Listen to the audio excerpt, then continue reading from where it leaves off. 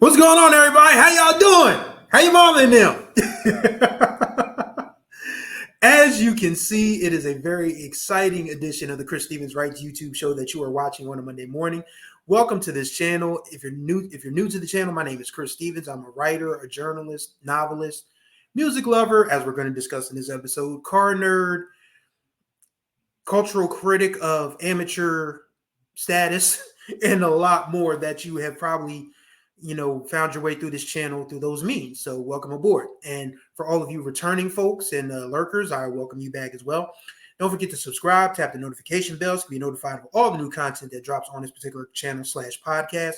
And don't forget to like and comment on the videos. That way we get an algorithm going so more eyes and ears can be on this channel. And I do talk back. You talk to me, I talk back. We can have a good discussion about what you just watched or listened to. So as you can tell by the very hilarious intro of this particular video, this particular podcast, a lifelong dream came true for your boy this weekend. Yes, I finally got to see the GOAT, the greatest living performer we have left, Mr. Stevie, Judkins, Hardaway, Morris, Wonder. Yes! Oh my God. I am still on cloud nine, people. And I don't know when I'm coming down. It was we'll talk more about concert rankings later, but just, whew. When you can put aside your fear of driving on a highway alone, because I've told you guys before many times, I hate I-95 going into Philly. It's too fucking high. And I overlooked that particular fear of mine. Granted, I'll be honest, I cheated. I took 291 going all the way. I took 291 going into the Wells Fargo Center. If you guys are not familiar with the flow of traffic from Wilmington, Delaware, which is where I live, to Philadelphia, Pennsylvania, the best way to get there is 95 North. Bottom line, even if you just go on into South Philly, which is where the Philadelphia Sports Complex is, you have the Wells Fargo Center, which is where the Sixers and Flyers play, Lincoln Financial Field, which is where the Eagles play, and Citizens Bank Park, where the Phillies play. I almost spit on Citizens Bank Park when I drove by that motherfucker. I'm still salty about how the Phillies lost. Real quick, though. Rest in peace to my guy, Tyrone McCandy's, a.k.a. Ty Digger. Your Mets did it to my Phillies again, bro. You up there pulling strings. I know you are. But that's okay. We miss you down here, bro. Sleep heavily. Okay, so get to the Wells Fargo Center. And I actually had a decent seat. Like you can tell from the video. I'll post some videos eventually. They're kind of grainy because I have a shitty phone, but overall, it was a beautiful, beautiful night, man, to see the greatest living, like I said, the greatest living performer we have left. I didn't get a chance to see Prince. I didn't get a chance to see Michael Jackson. I did get a chance to see Beyonce. Once again, we'll talk about concert rankings in a bit. But Stevie is my personal GOAT, one of my life heroes, not just one of my favorite musicians, but a hero of life. We're talking about a blind man who was raised in Saginaw, Michigan in utter poverty, some way found his way to Detroit. Well, I mean, his mom and his family moved to Detroit, but still.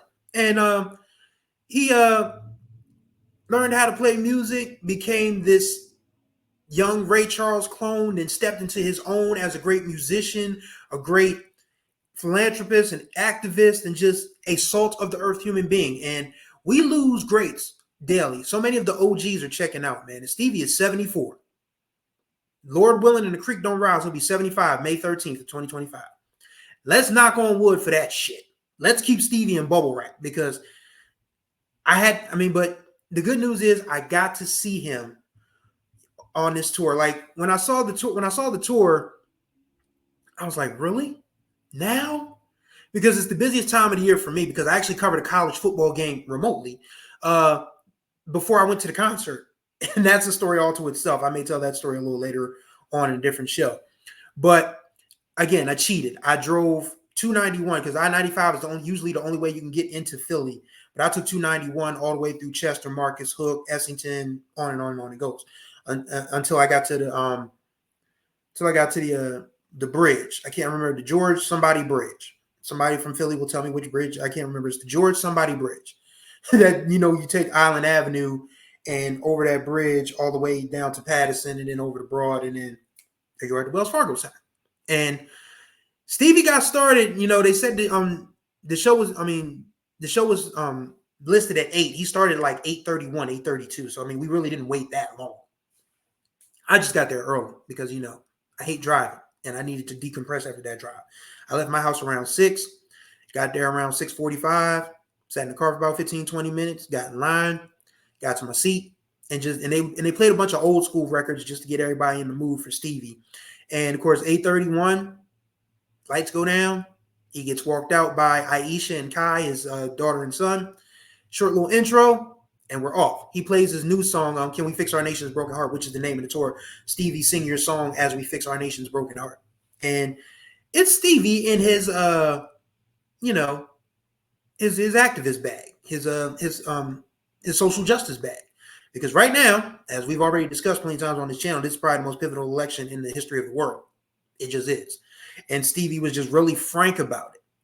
And I'll talk more about that in a minute. But he played that song, and then he went into a lot of the great stuff. He went into For Once in My Life, which, of course, was originally done by Tony Bennett. He did My Sherry Amore. But he did do Higher Ground, which, as you can tell by this intro, was all that your boy – well, it wasn't all that I came to see, but it was what I was dying to hear live. It's my favorite song of all time. And I joked about it like when my mom said when her funeral time comes, she wants Golden Time of Day by Maze featuring Frankie Beverly played, Air Service. For me, when I go, play Higher Ground. It's really that simple. That's how I feel. It's the greatest song I've ever heard. It's the greatest song by my favorite artist. And I flipped out. I absolutely flipped out. And it was just a wonderful, wonderful experience. The entire show was great. I mean, like I said, he did a lot of fun stuff. He dipped into the Philly bag a little bit. He did Betcha by Golly Wow by the Stylistics. He did Ain't No Stopping Us Now by McFadden and Whitehead. Love Train by the OJs. Of course, the OJs are from Cleveland, but their best work was on Philadelphia International. And it was just a great, great night all around.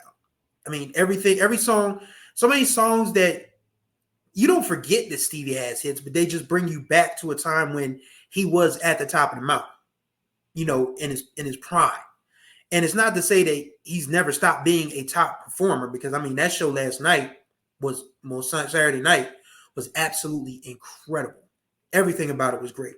The musicianship, the strings, hearing Village Ghetto Land with just the strings, it was emotional.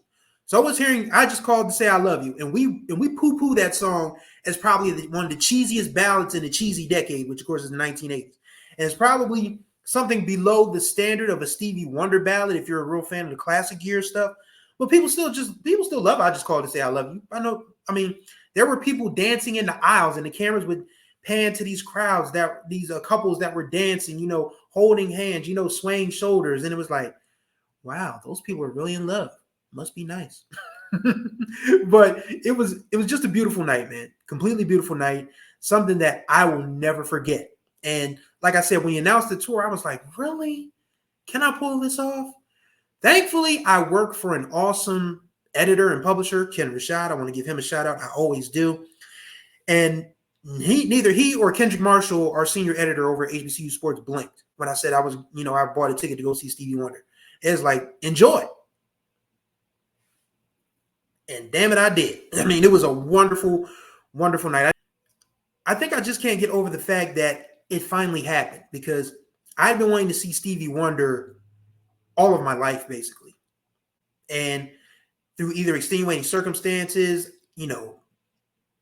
job struggles, different, things that need to be taken care of financially, whether it be a car or a bill or this, that, and the other. The old, if it ain't one thing, it's another. Shouts out to Frankie, may he rest in peace. But I didn't care this time. Like, I think I finally understood the fact of, if you can make it happen, make it happen. If it's something you want to do it, because life experiences don't come along every day. It was like I said, when my mom found out that Frankie was going to be, retiring after this last little tour, she was like, well, I don't know if I can do it this time. I mean, but I've seen him enough. And I said, oh, no, you haven't. We are going.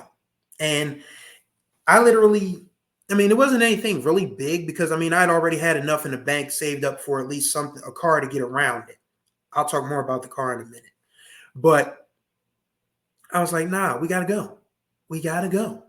We have to go, because we've gone to see that before the pandemic, that was every summer I would take my mom to see Maze and Frankie Beverly at the Dell Music Center because it was either around her birthday or it was just a summer thing to do. Either one of the two. But either way, for like 3 or 4 years prior, actually 4 or 5 years prior to the pandemic, we would go see Frankie at the Dell. And we haven't had a chance since the pandemic. And then, of course, he announced this was his last tour. And I was like, nah, we going. We are going. And we did. And I'm glad we did because, of course, we lost him a couple months later. I felt like this was my chance to see the greatest living performer ever, greatest musician ever. And I love Prince. God knows I do.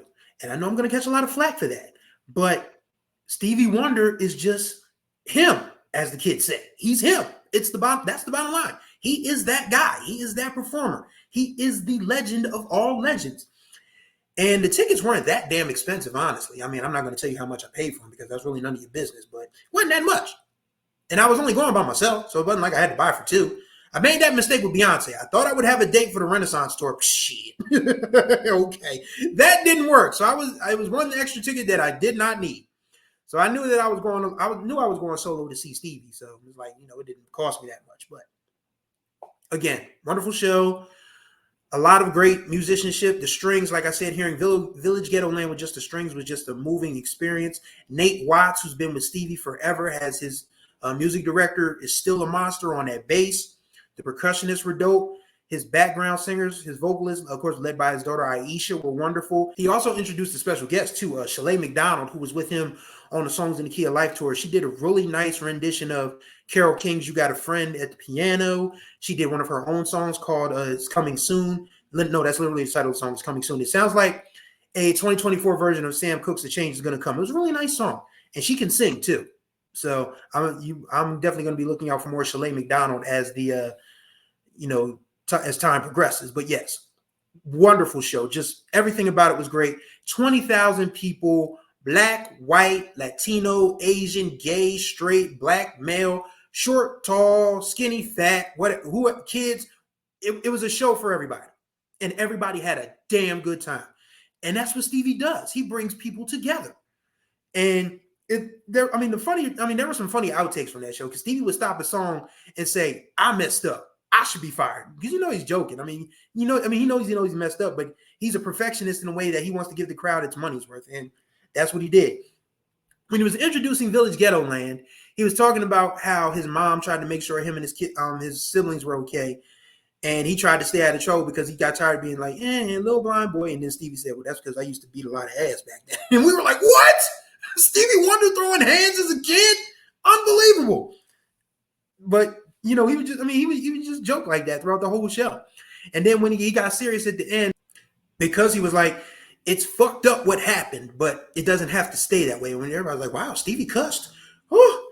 We were all laughing at the whole, I used to whoop kids' ass when I was a kid thing. But he literally said, fucked up, when in referencing the current political condition of the world. We were just like, whoo, but he means business. And Stevie, pardon the pun, has seen everything. So, he means business. But yes, the time of my life. And I went along and I didn't feel lonely. I didn't feel like I was missing anything. I was in the moment. I was enjoying the music. I was a few hundred feet away from my personal goal. And it was a beautiful experience. Like, okay, concert ranking time for Chris Stevens. Are you ready? Here we go. It's not going to be very high because I haven't gone to many shows, but most of the shows I've been to have been pretty doggone memorable, to be honest with you. This show is number one. Seeing Stevie Wonder, just the feeling of seeing Stevie Wonder was good enough. But the fact that he's still on top of his game at 74 years old is just special in itself. Number two, Renaissance tour. Seeing Beyonce for the first time and being kind of like an outsider, but still feeling welcomed in that space. That was an album for women and LGBTQ folks. And I'm a straight black dude wearing a Phillies t-shirt, basketball shorts, and some New Balances. But we all had a vibe in there. It was a great time. Number three, the first time I took mom to see Frankie. And this is when Frankie still had his voice. This was 2014. So those are my top three. I guess the honorable mentions would be when I went to go see the Internet when they were doing the Ego Death tour at the Troc in Chinatown in Philly, which of course is about to be torn down for the Sixers' new building. Yikes. What else? I think there was another Frankie concert where Dougie Fresh was the opener, and Dougie absolutely killed it. Who else? The Delaware State Homecoming Concert of 2001. Yeah, the Beanie Siegel Jadakiss era. And it's funny now to see that clip of Beans and Kiss, slanging food on Beans' food truck. Like those two we literally thought this was going to be the next Tupac and Biggie situation, but those two grown men have hashed it out and they are selling food together and they are having a blast doing it, which is great. Yay for growth. But yeah, I think those are probably my top 5. But yeah, seeing Stevie Wonder for the first time in my life and just making a life memory for myself. And again, this is something that everybody should do if you have the chance. No, you can't take things with you when you die. That includes money, that includes your car, that includes your house, that includes the clothes you got on your back. If there's a memory that you can have with you when you finally close your eyes for the final time, do it. And that's what I was able to do to go see Stevie. It was just like, I didn't care. I already had food in my fridge. My car is still running. Everything is up to date on that. I said I was going to give an update. I'll do a separate episode about the car later. But yes, I had to go see Stevie because who knows when he's going to be on tour again. And these are things that you just can't simply pass up for the sake of passing up. You can't do it. You got to go. And thankfully for me, I was able to make it happen. As you can tell, I am just very much ecstatic, over the moon, cloud 9, whatever the hell you want to call it. I'm blessed, man. And like I said on all my social media platforms, said on Facebook, said it on Twitter, said it on Instagram, 2024 don't owe me not another thing because I've seen Stevie Wonder in concert. That is the highlight of my year. That's the highlight of the last few years. And it's going to be something that I carry with me moving forward because it was just that level of experience, basically. That's basically what it boils down to. Just had a great time. And if you can go see Stevie on this tour, I don't know if there are any tickets left because, the Philly show was sold out, and that's a 20,000 seat building. So if there are some tickets left for Stevie Wonder, go make it happen. You'll be glad you did. I know I am. And that's going to do it for this edition of the Chris Stevens Writes YouTube show. Greatly appreciate your time as always. Contact information will be in the description below. Same for the notification bell and the subscription button. Tap both of those joints so we can, get more eyes and ears on this channel. And don't forget to like and comment on these videos so we can get a discussion going and the algorithm can pop and this channel can grow and be great. So thank you guys for watching. Hopefully you have a great start to your week. Hopefully this blessed you like Stevie blessed me. So until the next time we speak, which will be later on this week for the overnight scenario, y'all be good or be good at it.